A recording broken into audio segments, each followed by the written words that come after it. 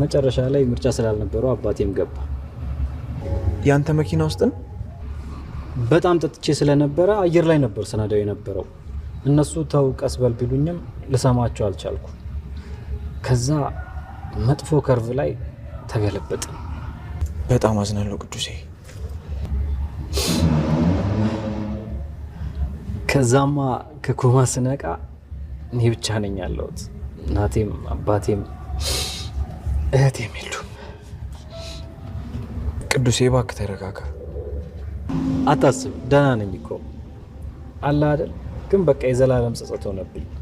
አንተ በተደጋጋሚ ሰው አታጣቀም ስትለኝ ቶሎ እናትብክ የነበረው ለዚህ ነው። በጣም ይቅርታ። በቃ የሰውን ቁስል አታቅምና ለምትናገረው ተጠንቀቅ እባክህ። እሺ በቃ አሁን ተረጋጋ። ከዛ ልጅ